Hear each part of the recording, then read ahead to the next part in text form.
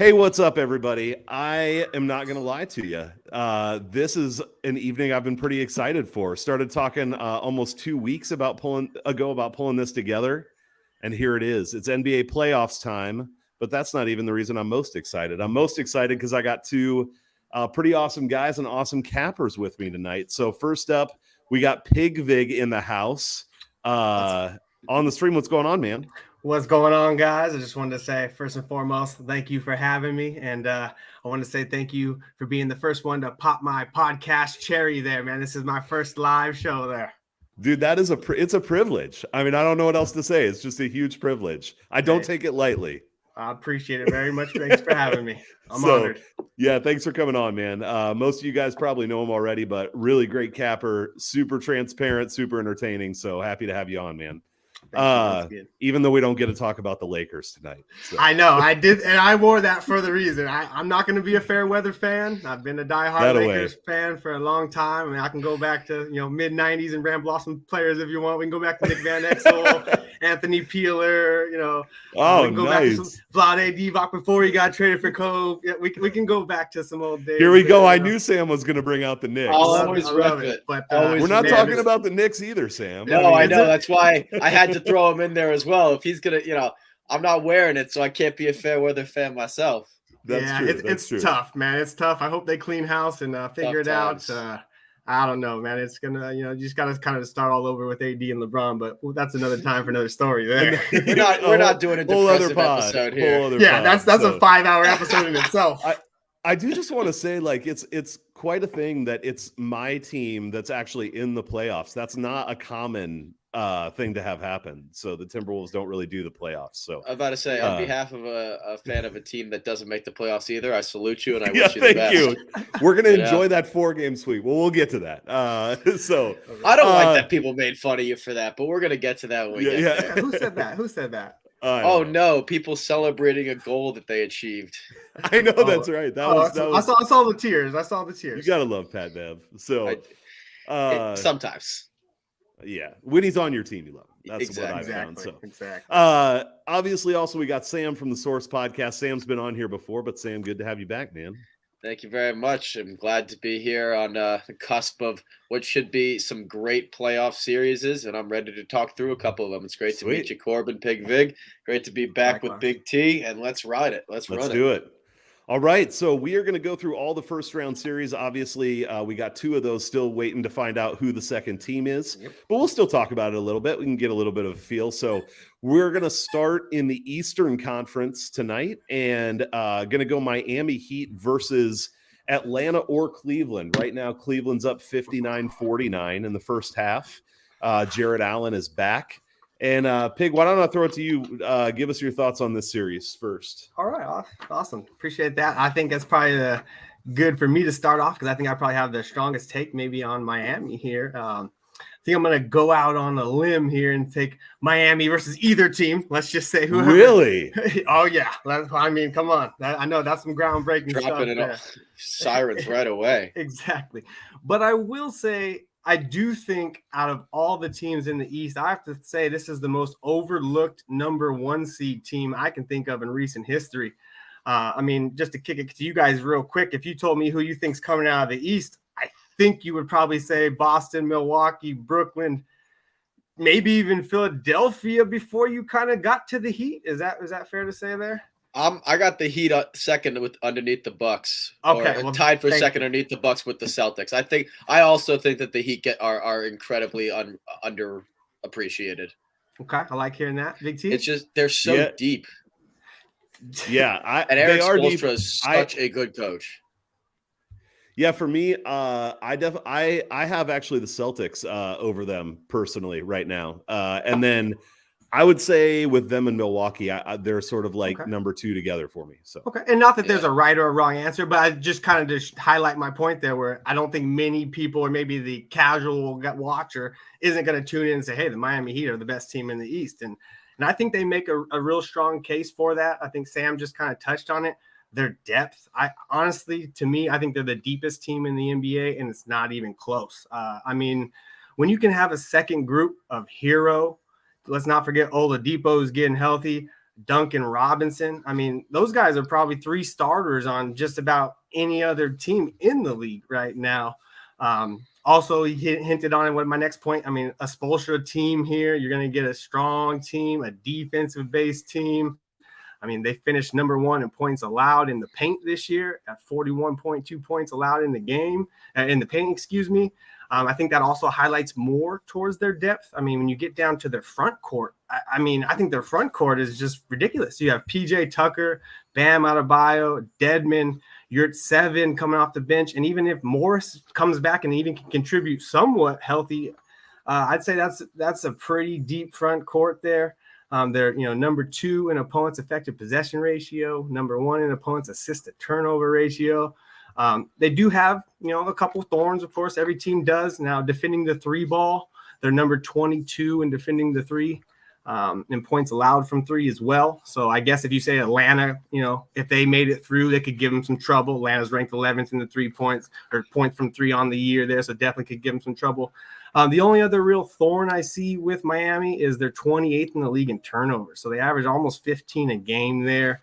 So that's definitely going to be some issues. But once again, they just pick it back up wherever they're kind of weak. I mean, we've been talking defensive this whole time. And if you flip on over to the offensive side of things, they're number 6 in the league from points from 3 there.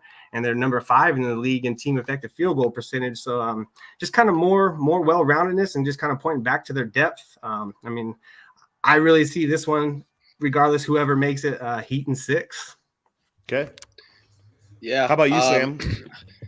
I agree with a lot of those points, so I'm not necessarily going to harp on too much. But one thing I did want to say is I think that this is a better – I mean, I think obviously Atlanta shooting the 3 ball way more than most other teams, and Miami being having a problem defensively against the 3 ball is an issue. But I think that the harder matchup for Miami here is actually Cleveland, and I think it's more based on comfortability.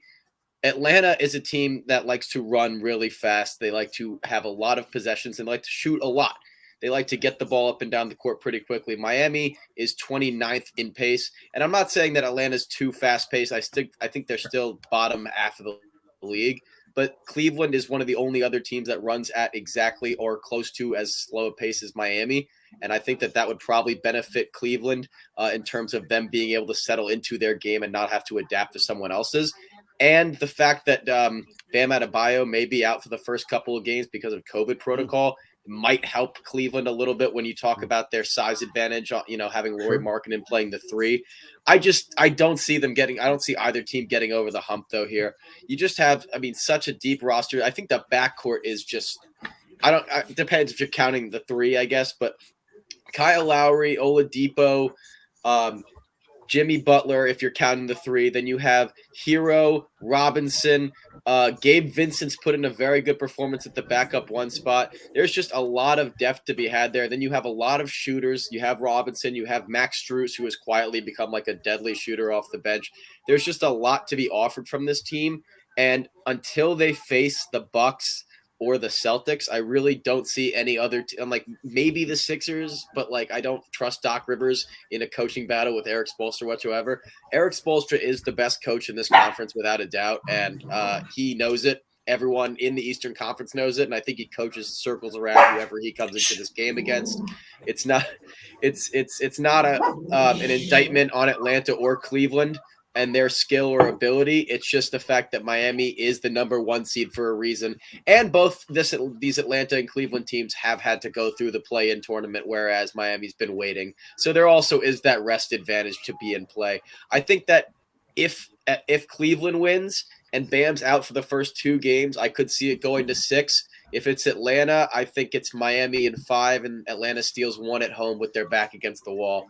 But I just don't think Atlanta's defensive chops are not there to battle with Miami, and Miami can shoot not as well, just as well as them, but pretty damn close. And Atlanta's defense is terrible. So I expect Miami to defend very well against a potent offense and be able to come back down the court and expose Atlanta's defense. So that wouldn't be too much of a worry for them. Cleveland might be if the size becomes a problem with Adebayo being out, but he's only out for game 1 or game 2 max. I don't see it affecting the full series. So if it's Cleveland, I guess I'll take Miami in 6, Atlanta, Miami in 5. All right. Yeah, so I don't have a ton to add. Actually, Sam, I was going to go kind of where you went. So when I look at this series, Miami did worry me down the stretch a little bit, just because, I mean, once we get to the playoffs, I think we'll see them be different. And so I'll trust them more, but they just played around with people too much. They lost games they shouldn't have lost. But again, we're talking about the last, 15, 20 games of the regular season. So you can't read too much into it. I will say, I think that Cleveland with Jared Allen back, can match up in the front court with he and Mobley. And I don't think there are many teams that can. Like, yes, Bam Adebayo is good, but I actually think Jared Allen and Evan Mobley are as good or better of a front court in terms of the starting five than what Miami puts out. I mean, I think it's a good matchup. The other thing I'll just throw in there, and I'm not going to end up taking Cleveland, and I know I'm focusing right. It's because I bet on Cleveland tonight, so I'm just hoping they make it. But I took the under. Let's make it happen. I left the sides alone. I just took the under. Let's give Cleveland and the under. So the other thing I want to throw in though is I've talked about this site before, but Eli, who's been on the stream before, has a website called DGenalytics, and it talks about like how many points, assists, rebounds, all those things teams allow to certain positions over the average for that team at that position. And Darius Garland is such a key. And if you look at the last 2 months of the season, Miami actually is 10th in points allowed to the point guard position over expectations, 7th in rebounds, 7th in assists, and then 16th, so right in the middle of the pack for threes. So I just think that Darius Garland could have a reasonably good series potentially against Miami as well. So I'm going to say I'm actually kind of with you guys. I think that if it's Cleveland, I think Miami in 6. I'm gonna say Miami in 6 either way, because I do think if Atlanta has those nights where they're shooting great, like Bogdanovich just draining like 3 threes in a row at the end of the first half here, they might be able to hang in there. So I'm gonna take them in 6 as well. I know that we don't get a fight that way, but I'm in the same spot. I think it doesn't, any way you slice it, I think it's the Heat in 6. I mean, we could go, slice it each way, defensively, offensively. The matchups wise, I think it's going to be tough for either team. The Heat can even just to kind of counteract some of what you guys are saying there. I think the Heat, I guess obviously you did just throw 10th in points over allowed against the point guards, but I just think they have the bodies to throw at Garland. That's going to make it a little tougher. And never to throw too much mindset into it, but he is still young. This is still, a lot for him to take on a big stage. I'm not saying he can't handle it by any means. I think he's the point guard of the future, but versus this deep of a team, I think it's just going to be a lot for Garland to carry. And I'm not saying, Allen, if he's healthy and he's 100%, then of course changes some things, but still just a lot to cover for them for me. I also think it is worth noting that Cleveland is 19-22 on the road this year. Atlanta 16-25. So having to start those first 2 games in Miami, likely going down 2-0 in the series. Then 100%. Now you're going back home down 2-0 to the 1 seed. That mentality and that mindset really might get thrown off as well. So that's another reason I think Miami really gets the advantage here. I think the road woes are big time for Atlanta and Cleveland. I mean, Atlanta, of course, defensively. I mean, Atlanta's the defensive numbers falls off on the road. Cliff. So yeah. All right, awesome. Well, we're all pretty much on the same page on that one. It's either good or bad. Yeah, it's good or bad. We'll see. And obviously, you never know if you want to be with the public or against them. Right. We are the public. Hopefully, the public thinks something. I'm the public. I'll raise my hand. All right, we're going to move on to Philadelphia, Toronto. I do have these are just lines that were from BetMGM earlier today. So with these series, you can probably shop around and find things that are a little different. But Philadelphia somewhere around -200, Toronto around 165. Sam, why don't you kick us off with this one? Yeah, I don't have a bet on this series simply because I don't want to say a hater, but I am a disapprover of Doc Rivers. Especially come playoff time. I think he's terrible with making halftime adjustments. And I just think this is a really bad matchup against a coach like Nick Nurse, who is really good at making halftime adjustments and coming into games with unorthodox game plans. I don't know if you guys remember that game earlier in the season where they had plays where they were starting 4 guys out at half court and then running them up the field like a football play and crossing them. Like, they just do innovative shit. And all go. Yeah, it's incredibly fun to see. I think Doc Rivers definitely may have trouble with that. I don't think it ultimately costs Philly the series, because I do think that this team is just ultimately too talented with that backcourt and with Embiid in the front dominating Pascal Siakam and Chris Boucher or Kem Burch or whoever they decide to put at the center spot who can't guard him. I think it's going to be a close battle, and I actually have this series going 7 games, but I think I'll take Philly in 7. I think Toronto fights very, very hard, and the loss of Matisse Thybulle does hurt Philadelphia while they're in Toronto, but I still have Philadelphia coming out of this on top in 7, maybe 6. Pig, what are you thinking? All right. No, I got to kind of echo some of what Sam said there. I mean, I agree with as far as the series completely. I think it goes 7. I just don't see it anyway. I guess it could go shorter. I mean, I'm not going to prognosticate, but with the uncertainties of Doc Rivers, with this Philadelphia 76er team, it's just hard to say that they're going to come out here and clean up anyone 4-2 or, clean up anyone 4-1. I wouldn't make that bet, especially with my dollars. When you look at the Raptors as a whole, I think they're definitely the more well-balanced team. I think that's easy to say. I don't think that's diving too deep there, but I think Sam pointed to the key here, the big man. I just think Embiid's going to be too much in this series. Maybe that's putting too much on his shoulders there, but I just don't see where he's not averaging, dang near a triple-double in this series. I just don't really see him slowing him down too much. He did hint at the Thybulle. Okay, we got to talk about it. Not vaccinated, can't go across the border, of course. Does have a big time effect. You can say defensively, he's the number one, shut down on shooting guards in the league. But I think we've seen it on the year. Anytime a big time player goes down, the rest of the team kind of steps up, shows out for him. And as hard as it is to say, I think they would step up defensively. If you don't have a stud in Thybulle out there, I think you're just going to see a more defensive-minded Philly in some aspect. Now, can they keep that up? I don't know. You have Toronto themselves who have shut down just about anyone and everyone they faced this year. I think they surprised quite a few teams coming out with the lineup that they have been able to withstand. There's been times where they've had half their roster out as well and still went on a winning streak. They finished the year defensively, giving up 107.1 points, number 8th in the defensive rating. And then without those guys, offensively, they still finished 9th in fast break points. And then also defensively, defending the fast break. So they really kind of make you play a half-court game. And I don't see too many teams in the NBA wanting to do that against them. Also, Philadelphia, let's just call it what it is. They have a tendency to not show up in the big games.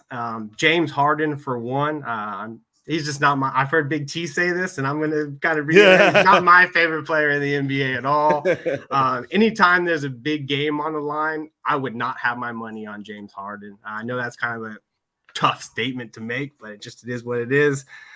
If you are going to highlight some of the things on Philly, they were 8th in points scored in the year. So especially once they added Harden to the mix, offensively, their efficiency rating went through the roof because either they're scoring or they're going through the foul line. Since the All-Star break, they kicked up their scoring to 115 points a game. So I would lean with Philly in this. I do think it goes 7. I just think the big man is too much to handle in the middle with all the depth that Toronto has. I know another guy that we like to talk with says they're the greatest thing since sliced bread. Yeah. But I think the sliced bread's a little stale here in this series, and I think they go down 4-3 to the Sixers. Home court, you still get Thybulle for 4 of the 7 games, so not to talk too much, but go ahead. Hey, I was just going to say he hit us over though on the Raptors season total. He so did. I don't know if he loves him as much now that he won his bet. True. And I just struggle to find a scenario where this goes to game 7 and we have Pascal Siakam or Kem Birch or Chris Boucher guarding Joel Embiid in Philadelphia and he doesn't lead them to a win. And I get that Nick, I've been praising Nick Nurse and I will continue to praise Nick Nurse, but my thought process here is what the best thing you can do is have Van Vliet and Gary Trent running around coming off of screens all the time, trying to tire out Maxey and Harden. Sure. But there's a limit to how much you can do if they start switching and how much you can do defensively if you decide to put Pascal at the 5. Because now offensively, you have him going up against their best paint defender, Joel Embiid, and he is kind of limited in his game, which is kind of also mid-range and out extended. And then if you're moving him up, that means you're moving someone like Kem Birch or Chris Boucher out of the lineup, which is fine for offensive purposes, but defensively now you're completely downgrading. So it's almost like every opportunity cost for the Raptors is not really like it's not enough for them to hold on, in my opinion. It's definitely enough for them to compete. I think they definitely put on a show in a couple of these games, shooting wise, having these guys coming off of screens and having Maxey and Harden tired chasing them, while Doc Rivers struggles to figure out a very basic adjustment that he could make. But I think that the Sixers ultimately pull this one out before they lose in the next round. I will just say, if this was the next round, I would probably flip my pick here. Yeah. But seeing that it's opening round, I would favor the Sixers, but not anything more than that. All right. It's not confident, but I'm gonna go against you guys on this one. So I like it, honestly. And it does for me stem some from I dislike Harden, and I've disliked him for a long time, but I actually feel like there are signs that he's slowing down and he can't even do the stuff that he used to do as well. And so I think that is a significant defensive liability for them. And I think that Joel Embiid is, I mean, there's no debate. He's the MVP or Jokic is. So like, he's the best player on the floor. I just think it's a heavy, if he can win them a 7-game series almost by himself with some help from Maxey, like, props to him, man. And he's the kind of player that can, like, I do think one thing that scares me off a little bit is you talking about what happens when Embiid's in a game 7 in Philadelphia. Like, to what extent does he take over? And I agree that that's an issue. And I had a love-hate relationship with Toronto all this year. I felt like they'd go so hot, so cold. Yeah, they just, like, they weren't consistent. And so it's not that I 100% trust Toronto even, but I do think Toronto has such a well-rounded lineup that you can't just key in on one person. And I do think with Philadelphia, while you can't stop Joel Embiid, I do think Nick Nurse might be able to come up with some strategies to at least limit him or slow him down. And I'll take James Harden trying to beat me in a playoff series. I also think a big key in this one is going to be Fred VanVleet. He struggled some coming into the end of the season, and I think they're going to need his scoring. And so if he has trouble shooting and isn't able to be dominant at the guard position, I think that makes things a lot harder for Toronto. So I think he's a big key in this series. But I'm going to take Toronto in 6. I do think like that game 7 thing is a big deal.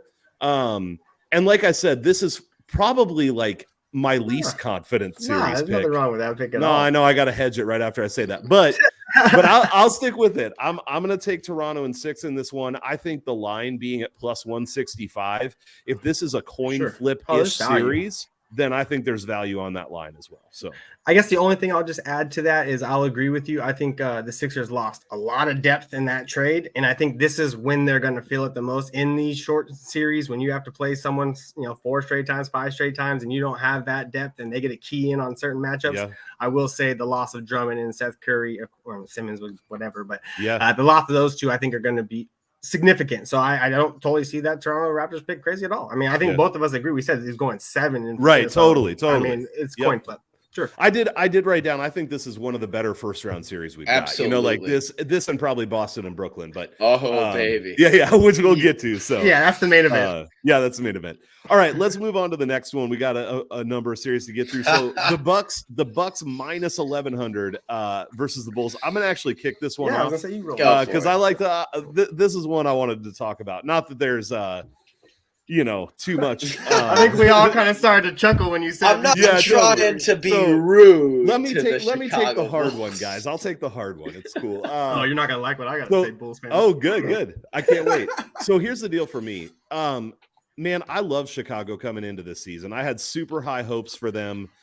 They looked good for a while. I got to the point, and I talked about this a number of times personally, where I just don't like the way they play. You've basically got DeRozan running isolation when you've got all these other good players on the floor. And, well, he's been phenomenal. I'm not crapping on him, but I'm just saying that type of play doesn't make the most of the other weapons that they have on offense in particular.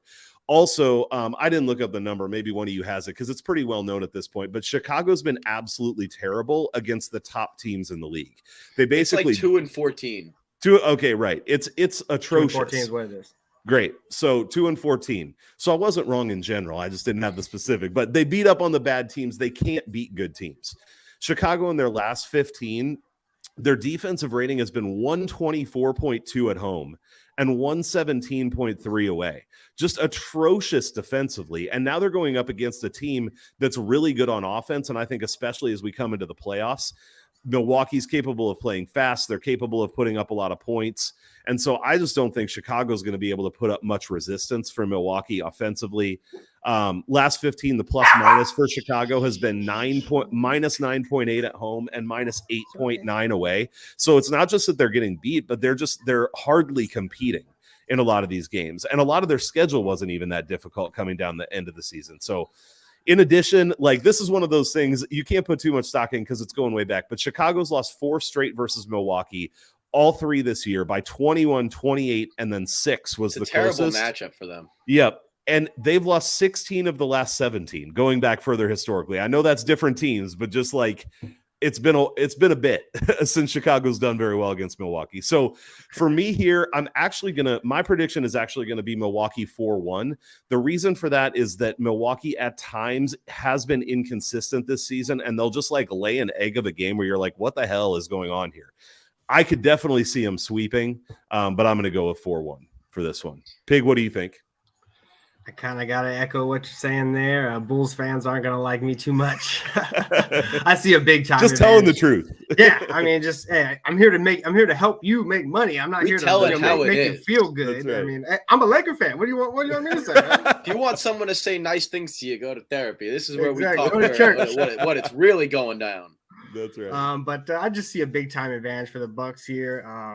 If you're going to use the F word, the Bulls are frauds in my eyes. That's what it is. I know that's a common trend on gambling Twitter. They really are in my eyes. We just touched on it. They're 2-14 with, top teams in the NBA. I was looking over the last 58 games or 58, they're 19-39 versus teams above 500. I mean, that goes back almost 2 seasons, almost 3 seasons of this. I mean, they just, anytime the rubber meets the road, they just don't show up. You kind of touched on it already, Big T. They're 4-0, or excuse me, Milwaukee is 4-0 this year versus Chicago. Now they have caught them at a few odd times. If you look back at the schedule, they kind of caught them at the end, coming back home after a long road trip for the first little beat down there, but still not enough to say that was the reasoning. I mean, Chicago has some big time holes defensively, as you touched on, and the biggest hole to me, rebounding. They just have no front court presence whatsoever. Vucevic is going to stand out by the 3-point line. I mean, they're 29th in offensive rebounds in the league. They're 22nd in defensive rebounds in the league. You already touched on their defensive rating over the last 10 games. On the year, they're averaging giving up 110 for every 100 possessions. So they play, the speed that they play is more than 100 possessions. So they're giving up more than 110. Now you just bring in a, championship pedigree team who I could even say they kind of coasted throughout the year. I think this team finally has figured out that the playoffs is what matters, and Giannis has figured out the playoffs is what matters. I think you kind of hinted on it. They did have a few stinkers here and there where I think that kind of just shows that they were getting ready for, June and July, or May, June, and July, like the season used to be there. Touching back on Milwaukee, the third in points scored at 115 over the last 10. They're averaging 118. They're 6th in effective field goal percentage, 14th in defensive rating on the year there. Now, they are giving up quite a few more points recently. You kind of touched on it, too, towards the end. I don't know if that has to do with, end of the year scenarios. Something, not everyone's playing the same, but they were giving up 119.6 towards the end of the year. So that's not something too great there. And you could say Chicago could take advantage of that with the scoring prowess that they have, but no Caruso, no Lonzo throughout the year really just messed this team up. I don't think they're the defensive team that they were. I just got to take the healthier team, and I agree. I think it's in 5, possibly 6. I see Chicago stealing maybe a game in their own floor, and then after that, it's pretty much go home. Yeah, not to bring anything not new into this, but I just want to touch on the defensive rating points really quickly because there's a key point in which this Chicago Bulls season changed, and that is when Lonzo Ball got hurt. Yep. And I think people really, and Alex Caruso obviously, but those two were and still are the 2 best defensive players on that team. They made up the defensive backcourt, which is the backbone of your defense when you're talking about the modern day NBA and defending the perimeter. With Lonzo Ball and Caruso, their defensive rating was 104.8. Without Lonzo and Caruso, it's 117.3. Alex Caruso, by the way, even though he is back now, has missed, I think, 3 of the last 5 games with a different injury. So he's not 100% healthy. The other best defender on the team, Lonzo's not coming back. Vucevic is a revolving door in the paint on defense. And now you have a team like Milwaukee, who we've already mentioned, is coming in here scoring up a storm. For the last 2-3 weeks, they have been, and their defense has not been fantastic, but you're talking about the Chicago Bulls, who they know as an opponent. This is a division opponent. They've seen them many, many times. They know exactly what to expect. And I just don't know if Chicago knows exactly what to expect from their end. This is new territory for them, for a lot of them. And I struggle to see where a lot of their big scoring outputs come from if they just keep going to DeRozan in isolation, whereas I can see many different ways that Milwaukee could attack and win this game. I think this is a sweep in 4. I don't want to take anything away from Chicago because I think this series is truly different if you have that defensive backcourt there. I don't think it changes the outcome, the ultimate result, but I think it changes the competitive nature of it. I think this is going to be probably the most boring series to watch because I think Milwaukee wins it in 4, and I think they win each game by 10, 15 plus. And I will feel bad for the Chicago Bulls at the end of their season because we know what could have been, what may have been. They started so hot. There are so many pieces there, but it's just not enough. And if they weren't going to find out first round, they were going to find out eventually against a different team that this is not the season for them. So I'm taking the Bucks, and I'm seeing if I can find a sweep prop because I'm not taking minus 1100. But that's what I was going to throw out there. Is Bucks in 4.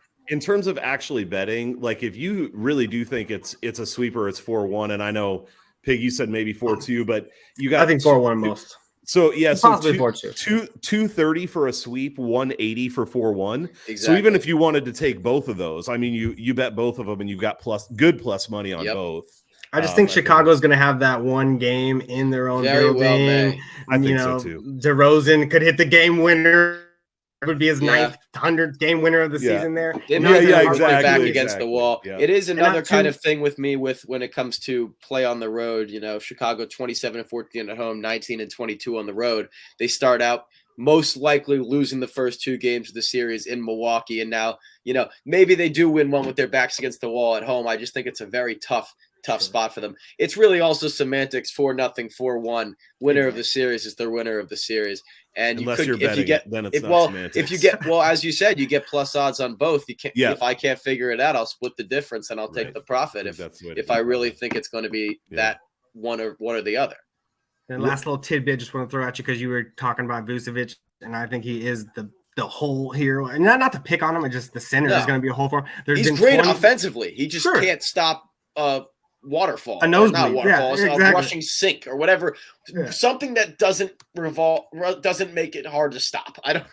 Chicago was on the year. They were 22nd in allowed opponents points in the paint. In the last 20 games, they fell to 26th. So I mean, they're giving it up left and right. So and the return of Patrick Williams is helpful, but it's another situation. And we'll kind of get into this with the Nets as well, but it's another situation where a lot of the players haven't necessarily played as a unit with this team, even though they have been together all year and there haven't been any major trades. There have been guys constantly running in and out of the rotation with injuries. Patrick Williams just coming back now. Alex Caruso just coming back now. It seems like a too little, too late situation. Yeah. All right, so we're pretty much in agreement on that. We're going to move on to the next one. This is a fun stat that I found, so I want to throw it in. Last 30 games, Milwaukee has held 2 teams under 100 points in 30 games. Chicago's one of those teams. And Washington. Wow, it would have been awesome. Chicago and Washington, those are the only 2. So, all right, we're moving on. Excuse me, to the main event. And Pig, since this is your virgin voyage on the live stream, I'm going to let you kick this off. We got Boston Celtics minus 140 going up against the Brooklyn Nets plus 115. What do you think? All right. So as we said, it's already the main event there. So I'm gonna have to get my Bruce Buffer on saying we are live fighting. Honestly, I think this is probably the best matchup you're going to see in the postseason here, and it's just sad to say that it's happening in the first round. But that's what we got to deal with here. For me, you kind of really got to pull the microscope out here for this matchup. a lot of data is just tough to use. You kind of got to parse through it because, of the lineups that you currently have. I mean, starting with the Nets, we all know about what's happened all year there. Of course, you had James Harden, then that didn't work. You had the Kyrie drama. He didn't play at all. Then he played on the road. Then he played all the games. Then you had the KD injury. So I'm kind of throwing a lot of their stats out the window there. So maybe that could come back to bite me. I'm really focusing on them probably the last 30, 40 games, maybe in the second half of the season here. That's when they were the healthiest. And that's after the trade. And that's the team you're going to get rolling into the playoffs. So with KD, they're 36-19 on the year straight up. With KD and Kyrie in the lineup, they're 11-6. So KD's been back for 20 games now in that span. The Nets are 13-7, and they have an offensive rating of 121.2, which is 12 points higher than their average. So they're just scorching right now. A little surprise to me actually was on the defensive end. Their defensive rating, normally you think, man, this team doesn't play much defense. In that last span, since KD's been back, they're actually the defensive rating of 114.1, which actually ranks 12th in that span in the NBA. And I would think, just looking at it face value, you would think they would be lower than that in that span. So you could say maybe a slight uptick on the defensive end, but let's not go crazy there. Small sample size, of course, just like we said, some other outings here. There's only 20 games. Who knows who was playing for what, if some teams were tanking. So I'm not going to, go crazy there. But you also got a boost, as I kind of said earlier there at the All-Star break with the trade. Since the trade, they've been 24-11 since they picked up the depth that I think they really needed. Obviously Drummond and Seth, both were critical pieces. Seth really helps them kind of stretch the court, kind of gives them another bona fide scorer, kind of takes some of the load off of there. Drummond just gives them that defensive presence and rebounding. They were just lacking severely. Since he's joined the squad there, they were mid-20s in points allowed in the paint. They finish up the year at number 15 in that category. So, he's had, I'd say, a pretty big effect there. Now we flick on over to Boston. Since the All-Star break, I think you can make a case that they're the best team in the league. They're 17-5, which is the best record in the league since that time. So I think that kind of shows you right then and there. When healthy, they're probably the best defensive team. I'd say neck and neck with Dallas. Personally, I would put them up there with them. They prove that they're coming into the playoffs here with number 1 ranking in defensive rating, number 1 in opponents' points from 3, and number 3 in opponents' assist to turnover ratio. There has been a slight change, obviously, since the loss of Robert Williams III, but not too negative for them. The style of play has just changed. The pace has really picked up for Boston. In the last 10 games, they're actually averaging 125 points a game, which is 14 points higher than their normal. And then on the defensive rating, they have seen a slight drop there, but I think that's just more because of the pace of play. They fell to 110.9, which is about 6 points higher than the standard rating there. But I still feel their path, to victory is on the defensive end. I think being able to throw Brown, Tatum, even Smart, a little mix in Devin White at some of these guards, it's going to be tough to slow down KD, but I think enough of that should help slow it down. Now I'm going to say all that, but I don't think Tatum and Brown have enough in the tank. Personally, I don't think they want to turn this into a shootout with Kyrie and KD. I don't think that's something they're looking to do. And I think this is the toughest series of all to really call. But I just see the offensive firepower winning out. I could be a little biased. I had a Boston Celtics to win the East last year, and they let me down pretty bad there. So I could be a little biased in that. But I just see the offensive firepower winning out here. I love Tatum. I think he's a young star, and Brown. But I think when the rubber meets the road, Kyrie and KD are going to get it done, and I'm going to take the Nets in 7 here. Sweet, man. All right, I like it. Sam, what you got, man? Well, I got a Brooklyn hat on. That's one thing. You do. But I don't want that to give anyone any insight into what I may or may not be doing. I'm taking the Celtics in this series, and I want to explain why in a couple of reasons. First one being, and this is not statistically based, not gut based. Sorry. Vegas. No, you're good. No. You're good. I was pausing for dramatic effect. It had nothing to do with the soda. He's trying to build. He's building the suspense. Build the suspense. You gotta build the suspense. But in all seriousness, this line opened around the same numbers. It was, I think, minus 145 and plus 120. the public has hammered the Brooklyn Nets as they were expected to. Yeah. And this line has barely moved. To me, that is very, very suspicious. And I'm not the guy who's like, oh, Vegas knows what's going to happen. They rig games, this and that. No, but it is very telling. With line movements are very telling of what the odds makers think is going to happen. And the fact remains that if the Brooklyn Nets win this series, odds makers lose a lot of money. And so for me, that's a bit of a concern when I come into this looking at how small the change in numbers have been. Granted that over 70% of the public is on the Brooklyn Nets to win this series, and they've only moved from 120 to 115. That being said, and moving on to the basketball side of things, I think this is such a fascinating matchup. I cannot wait to watch it. I think the matchup of Kyrie Irving in the backcourt against the most likely player to win Depoy, Marcus Smart, is going to be a fantastic matchup with a lot of trash talking mixed in. I think Kevin Durant going up against the I don't even know what to call it, the kind of unit that is the Celtics defense, because as I've talked about with Big T over here on the show several times, the Celtics defense continues to astound and impress me, and I really don't like going against it. My thing with the Celtics here, when I look at these matchups, I kind of look at where each team's biggest weakness leaves them. And for me, the Nets' biggest weakness of their defense and their kind of defense in the paint contrasts a little bit when you come to the Celtics style of more of a half-court set offense.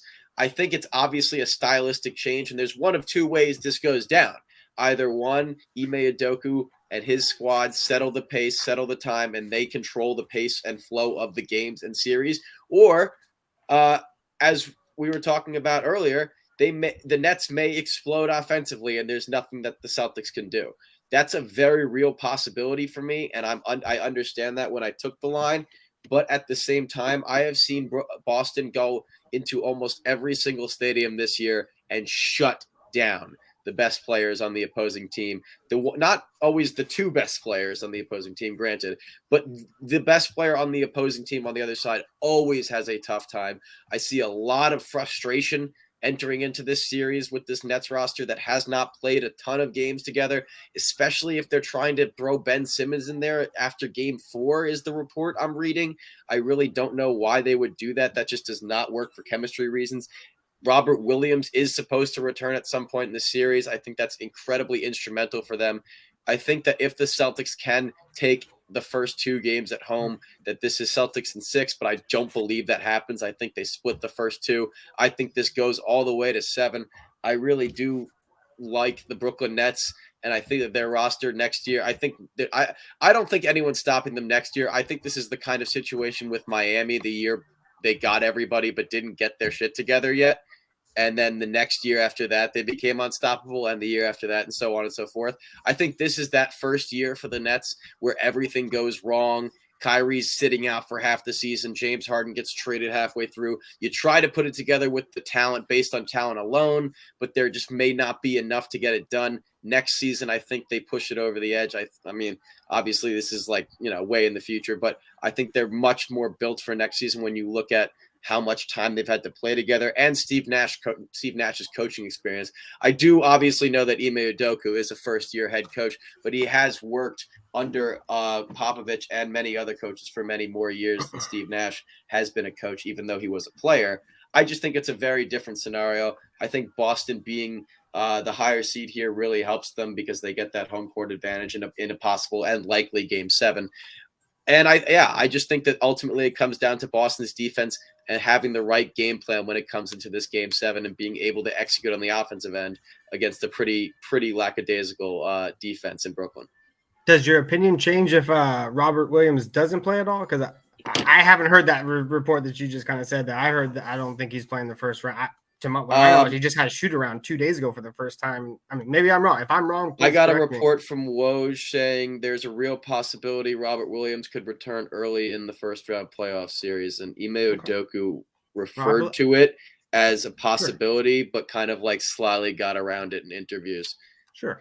If he doesn't come back, my opinion does change, and it's not I understand that it's so dicey around one player, but I don't know if you guys use Raptor rankings from Nate Silver for wins above replacement in basketball. Robert Williams is a 5.5 wins above replacement. He is really, really important. That's why I asked. To not have him in that paint over the course of 7 games, banging it out with Andre Drummond, I think that does make a difference and wears a lot on the other guys who have to step in for Boston at that point. If Robert Williams can't step in and play at any point in this series, I do give a slight edge to Brooklyn. I just think that there's it's one of those things where, you play all season for the playoffs.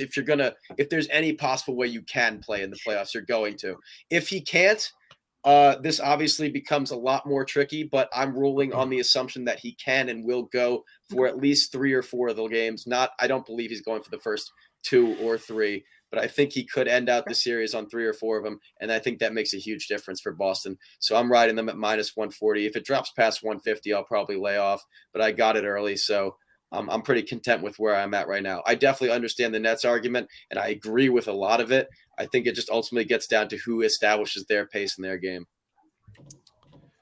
All right, so I'm not going to throw too much more in. You guys definitely come on, leader, fearless leader. You got it. You got it. No, so leader. We each did like 5 minutes. How about you got to do 10 now? I felt so bad. I felt so bad. No, you're fine. You're fine. You're fine. Keep going. No, you're all good. So I think for me, shut up, pig. No, you're good. I agree for the most part. I think this is a really close series. I do think Robert Williams would make a big difference. I think the thing I would question is even if he can come back, how effective is he going to be? And he's got such an injury history that I could even see him coming back for a game and then being out again.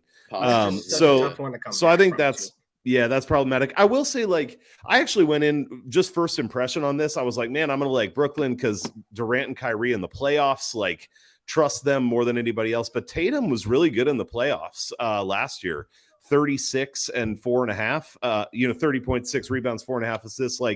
He was solid. And I think if he can step up, it's going to be key that he would step up. So for me, I've gone back and forth. So I'm going to go with Boston in 7. The reason is that I have a futures bet on them to win the East. So like you last year, I'm just going to go that way because I have a futures bet. Felt that one. Got the t-shirt. Yeah.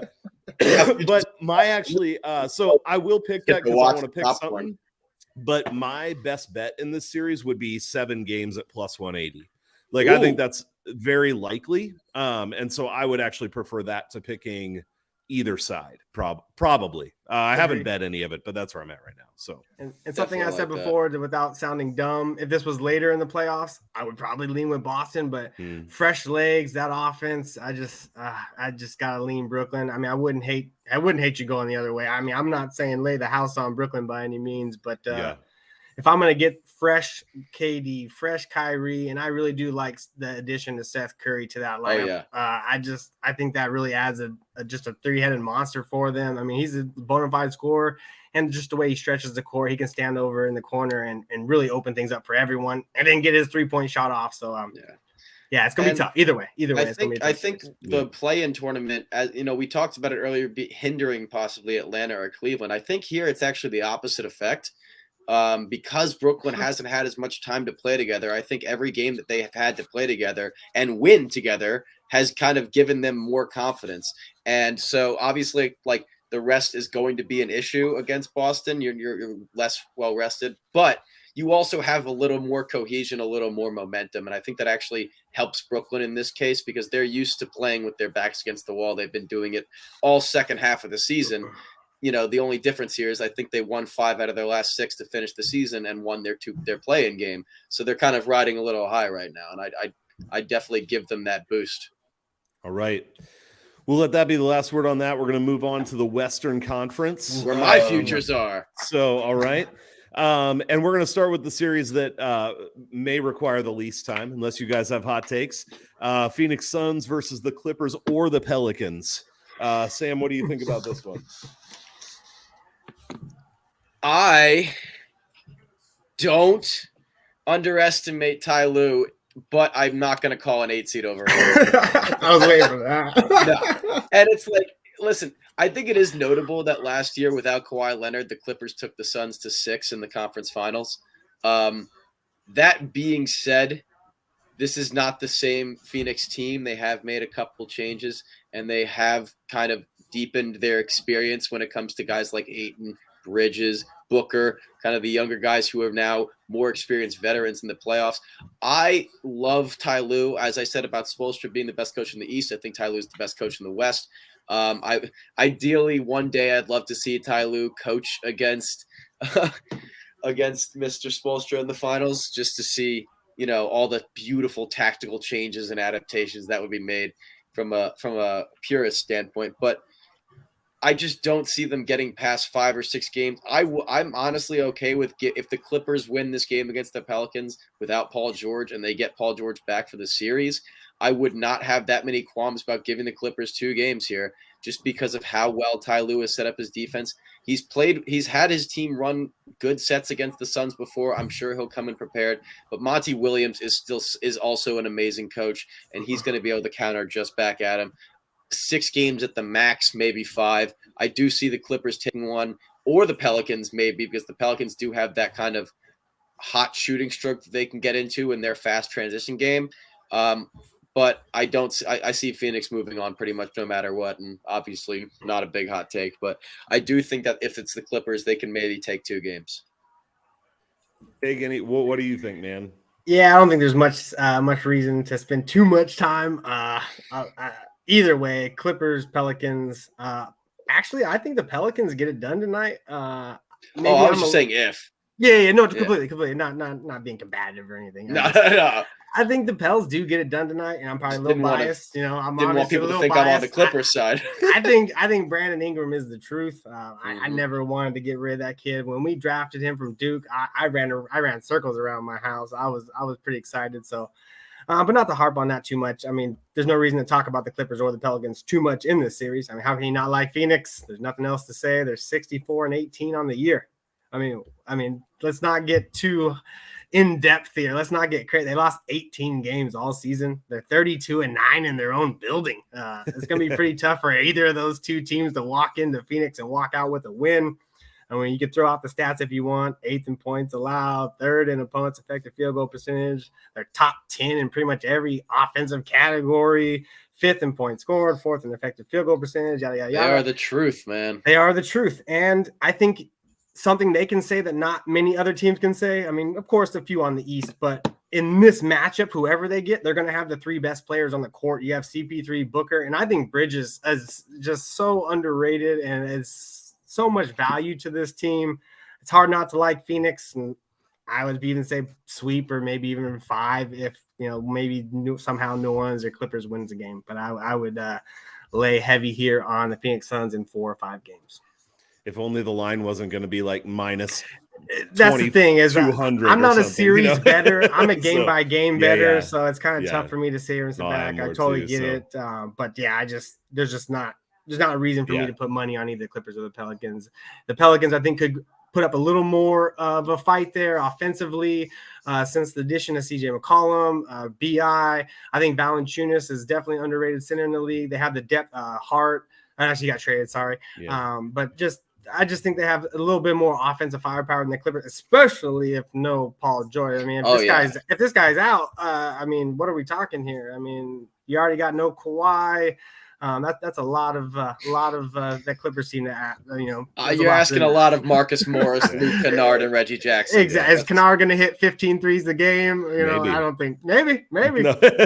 Maybe. But yeah, I got to go Phoenix in 4. 5 at the most. Sweet. Yeah.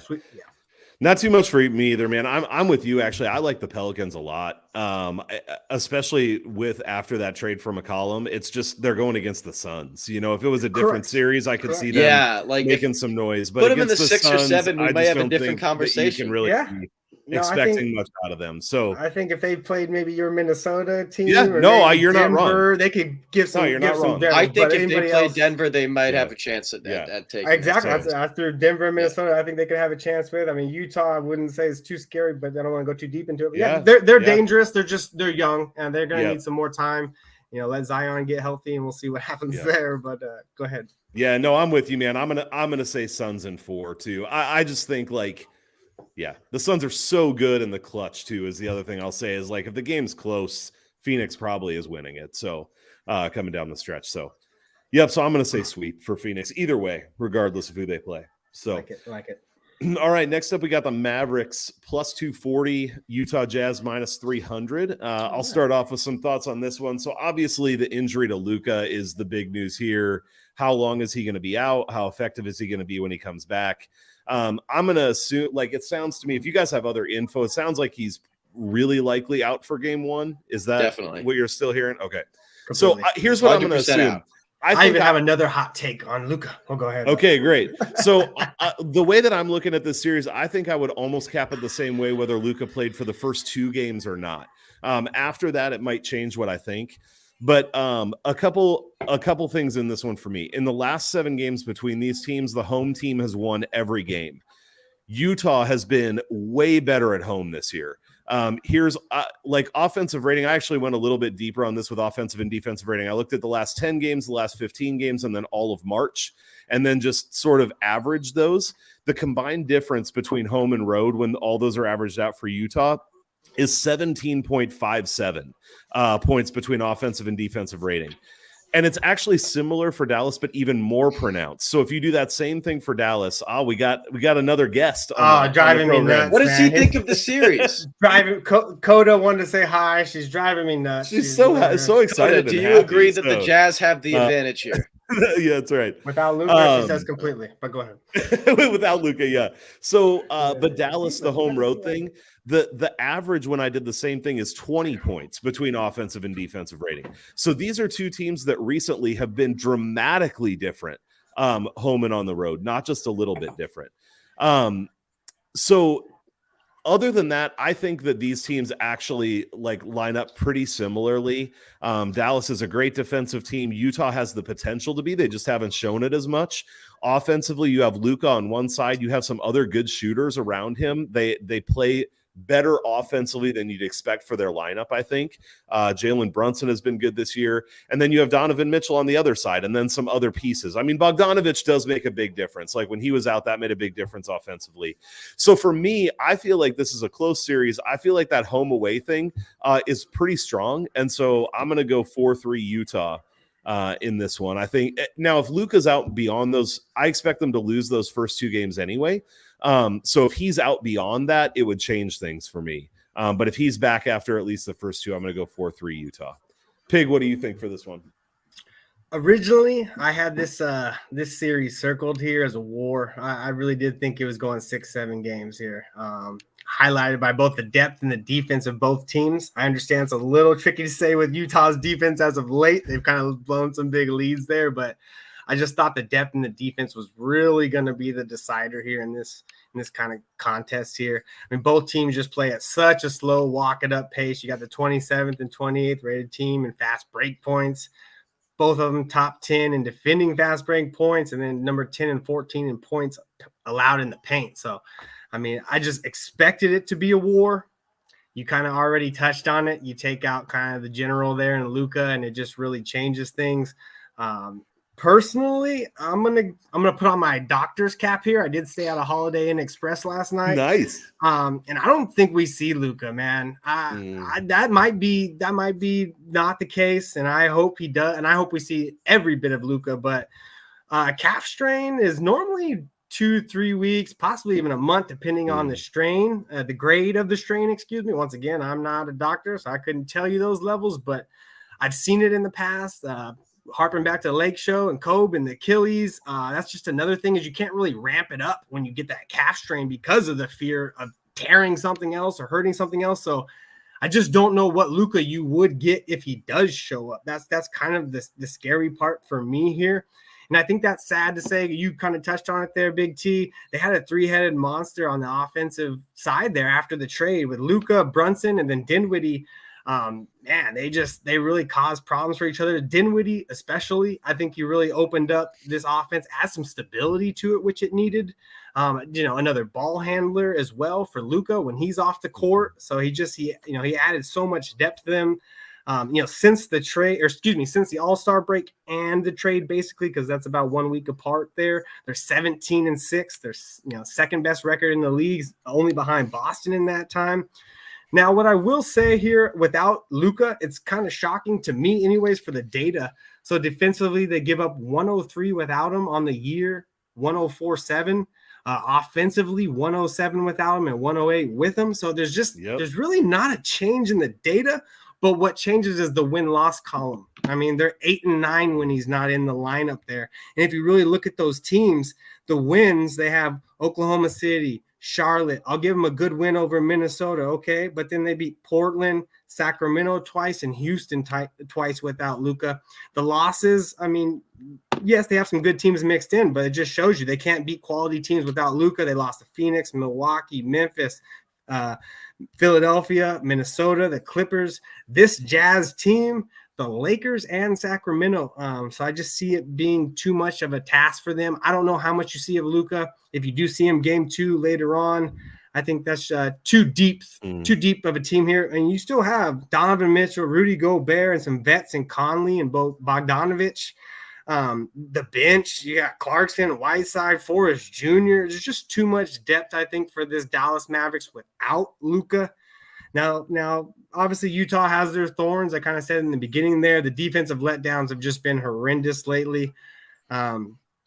And I think you kind of see that they're ranked 27th in opponents' effective possession rating. So, I mean, opponents are just getting what they want on them whenever they want. So I could see that being an issue, and why I see Dallas hanging in this series. I'm not going to say sweep. I think Jazz in 6 still, but I think it's closer than you think, even without Luka. Love it, Sam. Yeah, I'm a little less optimistic than you fellas when it comes to how Dallas will fare without Luka Doncic. I understand the numbers aren't as different, but as you were talking about, that changes with quality opponents, and what they have here is a quality opponent for at least 4 games. And when I'm looking at, as you were saying, a calf strain, even if he comes back from a calf strain, we're talking about a guy who's pushing it to the limit already, who's going to have to try and then take that next step to that playoff level that he so often goes to. I'm very nervous. I'm very nervous that he is going to try and force himself when they go down 1-0, 2-0 in the series and risk some bigger injuries, because I desperately do not want that to happen. Luka Doncic is one of the most promising and best young players in the NBA, if not the most promising. And I don't want to see him risk a possible, as you said, the calf strain leads to problems with the Achilles. Sometimes you can push it. I don't want to see him risk that. I'm sure Jason Kidd, as a former point guard who has also dealt with injuries in the past, hopefully sees that and doesn't push him too far. But, as they say, winning blinds everything. And the idea of trying to win this playoff series, you need Luka to do it.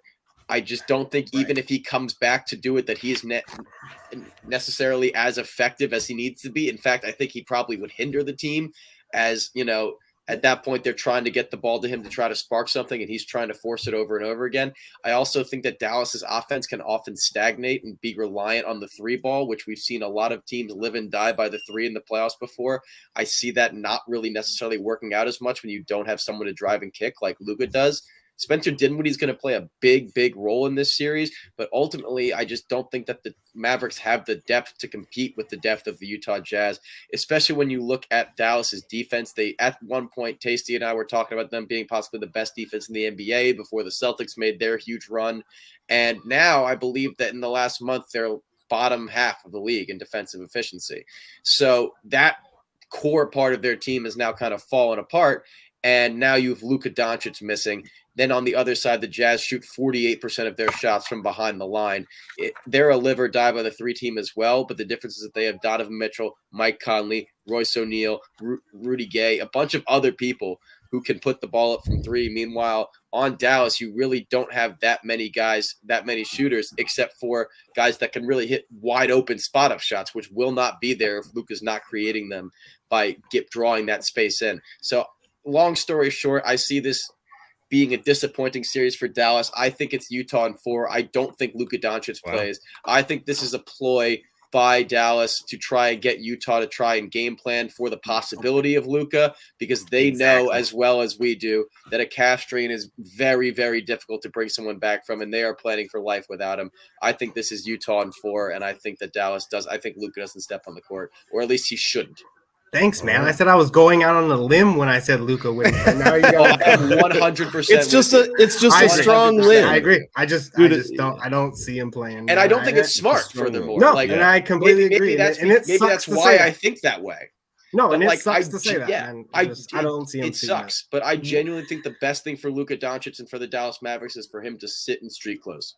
And I'll just put it like this. I mean, you never want to go too far ahead of things here, but even with a healthy Luka, I just don't see that being enough for them to get over the hump. They're not winning the championship. So no. I think that all. So what are you really playing for here? Thank you. That's where I'm saying a lot of words to get to that. What are you playing for? I mean, you're going to play for a first round win and exit the second round, and then Luka still gets hurt. Like exactly. I just think it's. I think you touched it too much. Is it worth it? It's all not. Right. And sorry, Big T. No, you're good. Maxi Kleba, is he cleared? Because I think he's still questionable. I think he's because that's a decent loss too for them in the front court. I mean, it's not. I'm not going to say that's a Luka Doncic injury news headline alert message, but I think he's a game time decision. So I mean, even question there, I think is tough. But one thing I will say before you cap off there, Tasty, is that Donovan Mitchell is a game time decision for the first game of the series with an illness, a non-COVID illness. That line right now is only 5. I know we're not doing individual games here, but even if Donovan Mitchell does not play, I love hammering Utah in that spot at -5. I mean, I'm sure it's gone over. I'm sure it's gone up by now, but even if Donovan Mitchell doesn't play, that line's going to drop, and then maybe 3.5. I think Utah wins the first game by 20 in a statement. I think the 48% of their shots coming from behind the line, and Dallas really not knowing where to go without Luka really shows in the first game. They might get their act together in the second or third, but I think the first one's really going to be a disaster for them. I love Utah in that game 1. Yeah, it's like staying steady at 5 is what I'm seeing across some boards there. All right, you guys talk to me, and I don't like Utah, but I won't look to anybody else in this first series. So yeah, the Luka injury is just tough. It's tough. If Luka's playing, I mean, it's a different story. We've seen what he can do in the playoffs and how I'll just wait to bet against the Jazz in the second series. Yeah, exactly. There's the money. That's where the value is. All right, let's move on to the Warriors taking on the Nuggets. Warriors -250 and Nuggets +190. Sam, why don't you start this one off? This is a really tough one for me because, like, I don't want to. I'm a Knicks fan. We know this. We talk about this, but I admire the way the Golden State Warriors play basketball, and it's like really fun to watch for me. I think one of the most misconstrued stats in basketball is that the Warriors routinely lead the league in turnovers every year, and people kind of gloss over the fact that they pass the ball about 600 times more than any other team. It's a very, very fluid offense. And I think that kind of plays into this series because Denver is not so fluid defensively, especially when you talk about using Nikola Jokic as a liability. I feel like what we've seen from a lot of teams against big, like wide big men is that they try to bring them out of the paint and make them a liability on the perimeter defensively. When you look at the guys Golden State has out there defensively and offensively, and Steph and Clay, Jordan Poole, I think that's a really, really tough matchup for Denver on the perimeter, especially if they start getting switches and pulling out the bigs. That being said, I also do have a lot of concerns about how little Golden State has played together, about how Steve Kerr has run this team, because there are definitely questions if you've watched the games over the season. Atlanta. He's made some interesting decisions. Got a game here, interesting boys. points. Oh, what's going on? Atlanta took the lead. I hated to cut you off. No. Whoa. I just updated the score. 7-point game. Cleveland's offense is completely stalled out right now. Oh, man. They have 27 points. Now it's 9 points. That was my just hit concern another if they 3. did even 27 points in the second half for Cleveland. Yeah. But, yeah, something that does worry me a little bit with Golden State, going back to it, is that after that set of guards and after Kuminga, after the original grouping of Draymond, Clay, and Steph, there's really not much playoff experience there, and I wonder how these other players get into it. Jordan Poole, Jonathan Kuminga, Gary Payton II, all these guys who are important parts of this team. I wonder how they handle the pressure of the playoffs. Denver's a little more acclimated to it. I honestly think this is going to be a fantastic series because I think Jokic is the MVP, and I think that Golden State's interior defense is definitely lacking. I think something that's really interesting to look at that a lot of people I haven't heard anyone really talk about is that Kavon Looney played all 82 games this season. And he played through injury in a couple of them because they really needed him to. If I'm Golden State, and by the way, looking at the past matchups between Denver and Golden State, I am very concerned with how Jokic is about to ragdoll Kavon Looney, especially after he's played 82 games and his body is worn down. So for me, I think that's where Denver focuses. Obviously, he's got a 22 WAR on Raptor rankings. That's like the highest ever. Nikola Jokic is the main focal point of this team.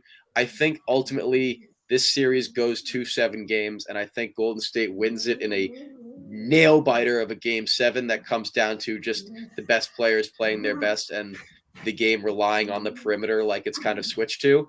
No, I think Jokic plays out of his mind, probably averages 30, 10, and 10 in this series, but I'm going with Golden State in 7. I really don't like the price at minus 250. Denver, like if you're looking for a value bet, not just who I think is going to win, I would look at Denver plus 190 because I think that number is too high. I think it should be closer to a minus 200 plus 150 situation or a minus 170, 180 situation with a plus 120, 130 on the other side. This is way, way too high. So I think Golden State wins the series, obviously, but I think this is a terribly priced number. I would hate taking it at minus 250, and if I had to take something here, I'd take Denver at plus 190. Pig, what you got? Man, this one I'll kind of echo some of what you just said. This is a tough one for me. I'm kind of just really refreshing. I guess I'm getting up to speed here with Steph Curry. Does appear like he's ready to go for Game 1. Probably a minute restriction there a little bit. I think Kerr said 30 minutes though, so it's still a decent amount of time on the floor. And I will say this is kind of counterintuitive to what I said versus Luka. Of the injuries, this is one I would see you coming back from and not twisted having ankle. the same. Exactly. I mean, it's not the guy's been sitting over there icing his ankle for a couple of days. I mean, yeah, it's not great. Of course, you want your stars healthy right now, but it's not something I just see really slowing down Steph. Now he does have the history of the ankles. I was about to say the ankle has worried him in the past. That's been his bugaboo for quite some time now. But he seems to be doing all right now. He does, and just what they've proven to me this year. Defensively, the defensive prowess to me, I think, is probably where I'd give the edge to Golden State and why I'd lean to them in this series. I completely agree with Sam, though. At this number, I would take Denver. I would take Denver at plus 190 for the series. I mean, you're getting 2-1 on your money with a questionable Steph Curry and the MVP on your side. A Klay Thompson that's, yes, he's back, but you're still talking a guy who's missed 2 years. I mean, he's up. Is he up to speed 100%? Possibly, maybe not. I don't think so. You hinted on it as well. Some of the young guys that they have in that Golden State lineup, they just haven't been through this yet. And then also, if we flick on over to Denver here, they just got some dogs, man. I mean, Aaron Gordon to me has been a night and day difference for them. Will Barton, Monte Harris. For what it's worth, Will Barton is known as like a Warrior killer. Like I'm roommates with a Warriors fan, and he hates Will Barton because he destroys them every time. You got some dogs over there. I'm gonna go out. I'm gonna go on the other side here. I know it's maybe not the popular pick. A lot of the public likes Golden State, and I understand why. I just don't think this is the same Golden State team that you've seen in the past. Of course, you don't have the same lineups that you've had in the past. But just not the same experience. And then just too much brokenness for me with this team. You had times without Klay, times without Steph, times without Draymond. And then just to kind of rush that all back together, I think you're asking a lot for them. I know they have the championship pedigree, but then you got, Djokovic sitting over there. You got an MVP contender, and I just don't see where they slow him down. Of course, depending on Steph, if he is 100% and he's ready to go, and, I'm banking on that he is. I'm going to go ahead and say Denver Nuggets, and I'm going to take them in this series. And that's painful for me to say, but I just think they have the weapons and the horses to outclass Golden State a little bit. Now, the defensive side is a struggle for me to. It's hard for. I get that. I get why people could be looking at me sideways right now. But with this lineup that you're going to roll out there, I got to go with the MVP, Aaron Gordon, Will Barton, and Monte Morris over kind of a banged up Steph Curry, Klay Thompson, and Draymond. I think you're kind of playing off a name value with Golden State a little bit. And I'm going to lean Denver in the series. The games, I'm not going to say 7-6. Yeah. I don't know, but I'm going to lean Denver. I think Denver gets out of this one. I got that weird feeling with Jokic. Yeah. So for me, earlier in the season, I really liked Golden State to win the championship, even when they were rolling, and their defensive rating at home was like under 100 for the first month and a half of the season. So it's disappointing to me to see. I mean, I don't love Golden State, but it's just disappointing to see a team with that much potential kind of go down the path this team has gone down this year. I do think. So for Draymond and Steph both to play it actually to me makes the biggest difference on the defensive end. Obviously, Steph it makes a big difference offensively, but their defensive rating with Draymond is 104 and without 112. He's with Steph, such a difference maker. No, yeah, with Steph it's 106, and without him it's 113. So the difference is almost just as big for Steph. So I do think that it's a big defensive impact if both those guys can play. And if Golden State were healthy and had been playing together, I would go with Golden State here. I think Denver shits the bed too often. I lived in Denver for 20 years. I like the Nuggets. I like to follow the Nuggets, and they just too often don't show up when they need to show up. So I would go that way. But the thing for me, if I'm going to bet on this series, I'm going to bet on two things. Number one, that Golden State has not played together much lately. And so I think that it's going to be hard for them to get into a rhythm. And number two, that I'm not going to trust for sure that they make it through this series healthy. Like Draymond had some really tough stuff physically. You just talked about how Steph turns his ankles all the time. Is he going to make it through a like, yes, it could happen. And I think if he was able to play the whole series, I think it goes to 7 games. I think it's a close series. But because of that uncertainty, I'm going Denver in this one too, even though they shit the bed too often for me. And especially with the number that they're at. I mean, you look at for sure. And I mean, betting it 2.5 to 1, no doubt. So 1 to 2.5 on Golden State is just with their players playing like their best 3 players playing like 3 total games together over the course of the regular season. Right. I just can't that price. I'm gonna go 4-3. Like I do think Golden State's gonna step it up in the playoffs. You talked about how they don't have a lot of playoff experience past those first guys, but those first guys have a ton of it and they know how to win. Yes. So I'm gonna say that they're gonna be able to push this to 7 games. Sure. But ultimately I'm gonna take Denver. All right. So I get. And now we get down to your boys.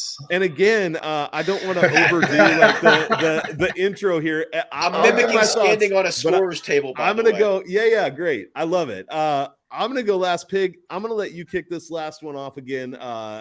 It's been a pleasure having you on. So why don't you take us home on this last series? Kick it off for us. Man. This is a tough one for me because I know a Big T. You won't offend me. It's fine. I know. I'm just teasing. I'm just busting your balls a little bit. Man, they got a great young, talented team over there. I would love to see this Minnesota team in 2 years, maybe even 3. I don't think it's going to take that long, honestly. I think they've really made some headway there. Anthony Edwards, that guy has really proven his worth. I mean, in gold there. But I mean, there's just not a statistical category that you can pick Minnesota over the Memphis Grizzlies in. I mean, I would literally just sound like an almanac or a dictionary if I just sat here and read the Memphis advantages, opponents' points per game, opponents' points in the paint, defensive efficiency, they have the edge.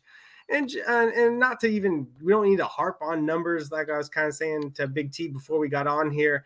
You also kind of need to just have a human mindset sometimes. I mean, Memphis it doesn't matter what lineup they roll out there. They're tough. They're defensive with Ja, without Ja. They score points without Ja. They score without Ja and Dillon Brooks and Bane in the line. They still, I mean, it's hard to find a weakness here.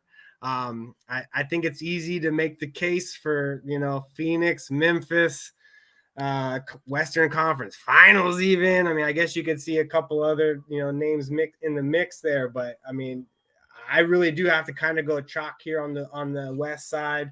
I guess you could make a case a little bit for Denver if Nikola is just in his bag that night. But I mean, it's really going to come down to Memphis and Phoenix for me in the West. And with that being said, I just don't see how Minnesota kind of hangs with them. Yes, you got the big dog in the middle. Cat is a top 10. I don't know where you are. I didn't want to say top 10. He's a top 15 player in the top league. 200 player in the league. He is. He's nice, man. He is. He's a top 2 big man shooter of all time. It's Let's just there right now. It's him tough and Dirk are in a class of their own. It's tough to just kind of say that's my dog and that's what I'm going to roll with and that's who I'm going to lean on there. So I mean, and with a healthy jaw, and I think he kind of got the message there the other night after the play-in game. There was kind of some chatter being said online and on the interwebs there. And if I'm not mistaken, even Reggie Miller came out and kind of said, "Oh, well, Ja better be ready for this one." And I think he kind of retweeted LOL and a couple laughing faces. And I kind of got to agree with him there, man. Memphis is so tough, so deep, offensively, defensively. I think it's going to be Minnesota. It's going to be tough for them to hang with them. Now, I think they're going to have some runs here. Minnesota is not just going to be someone that you're going to walk over. They have the offensive talent to do so. They have, anytime you can roll out Ant and the big man in the middle there, I think it's going to be tough. And obviously we just talked about some of the defensive dogs they got there, Beverly. But when the rubber meets the road, as I always like to say, I just don't see them getting over the top of Memphis, and I see Memphis in 6 here. All right, Memphis in 6. You're a jerk. No, I'm just kidding. I'm just kidding. So it's the opposite, but I'm totally kidding. Man, you're gonna hate me. Yeah. Oh, I'm sure I'll hate myself too at the end of this. So, I always owe it to be honest. Well, give it to us then. And here's the deal with this series. I think it's just a terrible draw for Minnesota. It's the worst possible matchup they've gotten. First of all, T, you and I have talked a lot about how Memphis is persistent with fast break points, points in the paint, and offensive rebounding. Minnesota is not great on defending fast break points.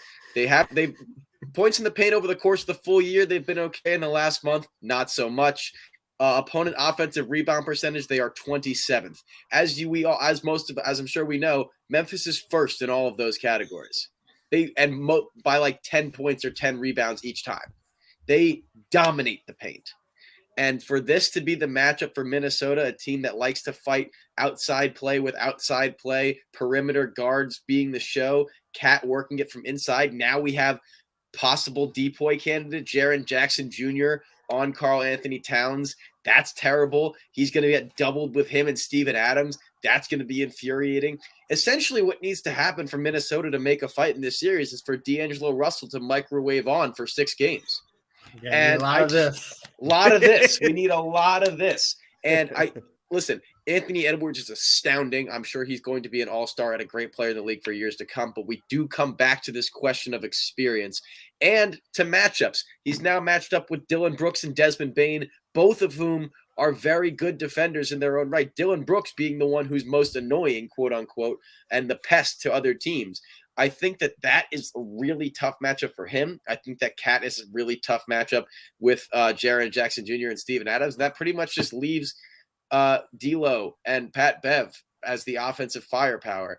And I just don't see it to be the case. I want to, believe me. Like, I love the underdog. I saw Pat Bev get up on that scores table and rile up the crowd. And I was like, man, I wish I was there. That was a little much. Because no, of course it is. But like, imagine if you're in that crowd, that's what you want to see from your team. Like, if the Knicks won a game and I was at the Garden and I saw someone run over and stand on the table, yeah, it's a little much. But so I'd rather have teams celebrate too much than not care about the game.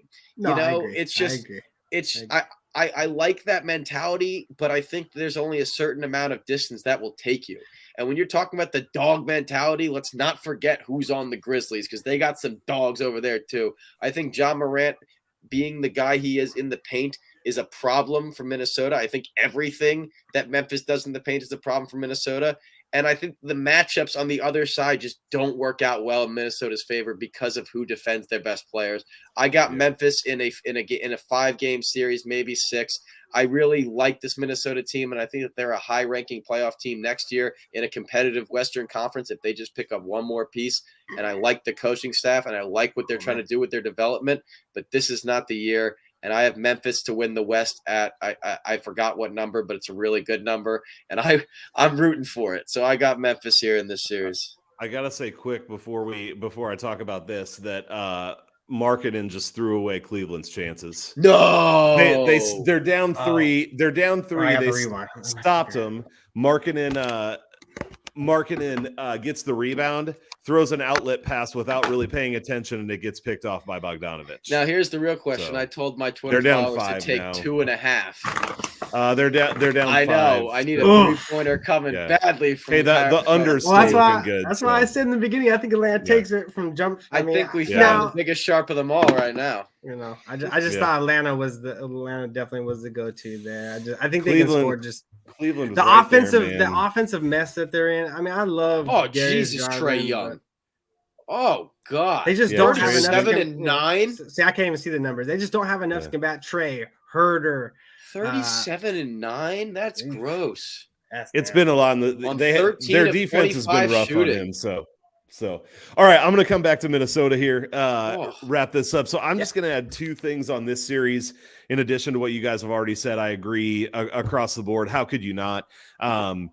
First of all, like I've said it all year, it's by the numbers, but it doesn't matter if John Morant plays or not. And that's a weird thing to say about such a good player, but it really doesn't matter by the numbers or for winning. Like they went on one of their best win streaks of the year without him. So I know he'll play, and that's fine. I was actually surprised how much Dillon Brooks has mattered by the numbers. Their offensive rating is 2 better with him, but defensively, they're 6 points better in defensive rating when Dillon Brooks is playing. So having Ja and Dillon, like there's too much there. The other thing I'm going to say as a Minnesota fan, I appreciate you guys heaping some praise on Minnesota. I do think they have a nice young core, but that play-in game really bothered me. Not the end, like all that shit, whatever. But what bothered me was one of the things that has been a problem for Minnesota for years now is that Karl Anthony Towns is a talented player, but he's not a winning player. And in that, with 7 minutes right. So I know he got into foul trouble. Hold on. But part of the game, even aside from the foul trouble, what I'm talking about is watching the game and seeing how he played. He got frustrated. He let it become too personal. He overwhelmed by the situation. He shot the ball poorly, which sometimes you're going to have bad shooting games. But when I watched that game, I thought halfway through the game, this is the shit that I was scared of as a Minnesota Timberwolves fan, is that Karl Anthony Towns is still a guy who's going to wilt in the playoffs. And so I think like I'm happy they have Pat Beverly because he gives some leadership, and they need leadership. I think D'Angelo Russell, I think Anthony Edwards, I think those guys can lead. So because of that, I'm hopeful for the future.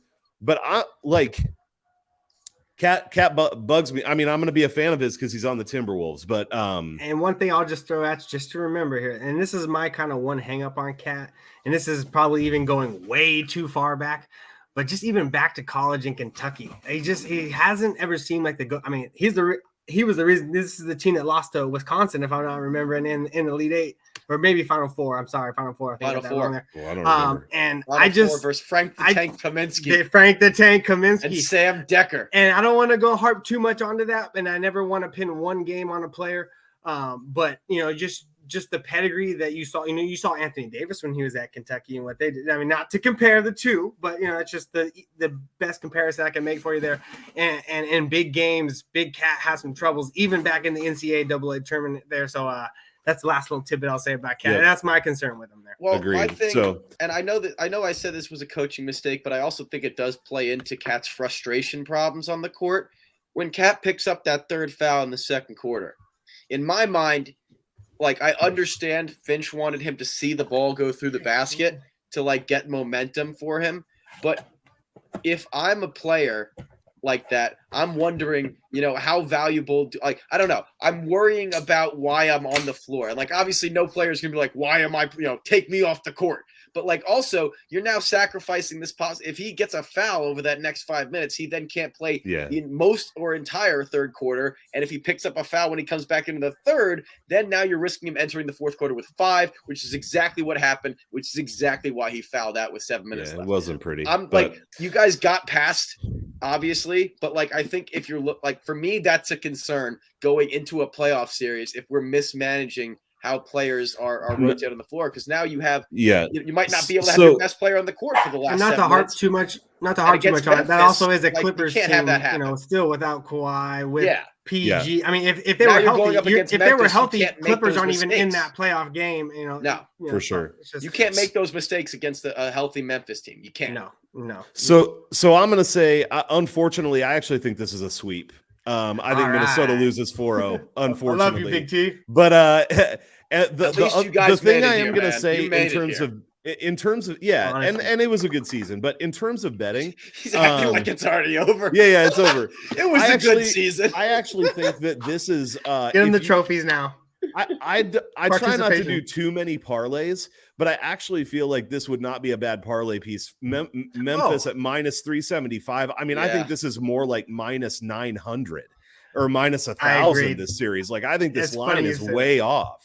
It's funny you say that. I was going to say 375 is as much as that is the stomach. That's not a bad line at all. I think it's a steal. Like, it sucks for value. I get it. You're 3.75 to make one, but right. Yeah. I mean, you're gonna make that one. It's obviously if you bet on Memphis, you're gonna make the one. You're gonna make that one, yeah. Yeah, that's my thing. The thing is like even if Morant is out, Yeah. Like that's the thing that is like you don't want to bet on a star could go out, but even if he's out, it's still. What were they like 20-2 without him? I can't remember the exact number. It was like 16-2. And like they didn't play the greatest of competition, but like to me, it's more about team cohesion. Like they're able to play well together regardless.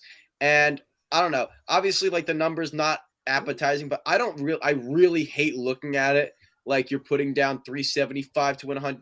I like to look at it what I think the line should be, right? And then what kind of value I'm getting that. I think this should be a -415 or -420, -425, maybe even higher. Agree. So now I'd say double it. Yeah, so now we're getting to this point. 650, yes, I'm paying $3.75 on the dollar every single time, but I should be paying $4.50 on the dollar each time. Right. So I'm getting that advantage. I like, it's all about, you guys know, I'm just preaching to the choir here, but it's about finding that value and where you think you have that spot. So if you think that Memphis should be a -500, then take them at -375. We found the best bet on the card. Yeah. Memphis -375. It took us an hour and a half. We found it. An hour and a half. That's all you got to do. Grind for an hour and a half. You'll come out with the best -375 you'll ever get. That's right. All right. Well, guys, I appreciate you coming on. This is fun. I think you guys know I have a lot of respect for both of you guys, your process, the way you grind, all that stuff. So before we get out of here, I mean, I think most people who are on this stream already know you guys, but just in case, Pig, just remind people where they can find you, kind of what you're doing and the best ways to interact with you. Well, first I gotta check because I am a paid for guy. Did you send the Venmo over me to get me to do this stream? Oh yeah. Okay. Okay. $6,000, right? Okay, just went through. And I'm only getting 4. Yeah. Well, it's different. Come on, man. So you can my last time on this stream, I'm telling you. Yeah. So you can find me every day at the Pig_Vig. I do have a paid forward channel. It's not everyone's favorite there. I specialize in NBA and MLB first half and first 5. But just honored to be here, honored to be a part of the team. Thankful for Big T allowing me to speak here today. I got to learn a lot from Sam. I've a little jealous of you guys. You guys have been already co-mingling and doing shows, so I mean, I feel like we'll make it happen more, man. I'm the third wheel. MLB too, so I'm the third wheel here. So I see. Yeah, you're kind of interrupting our date, actually. I see that. I see that. I'm the non-smart, non-brainiac one of the 3. Don't come in here with that. But no, thank you guys. Honestly, I just wanted to say thank you for giving me some time to speak. I appreciate both you guys. I respect both you guys, and hopefully we can do another next round here, and keep it going.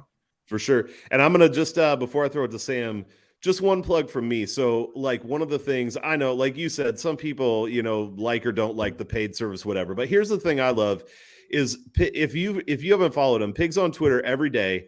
He's giving out good information for free, and he's giving free plays most days as well. So like one of the things that you really want to try to find on Twitter, this would be a whole other podcast, is find people who are going to give you good information, not just picks.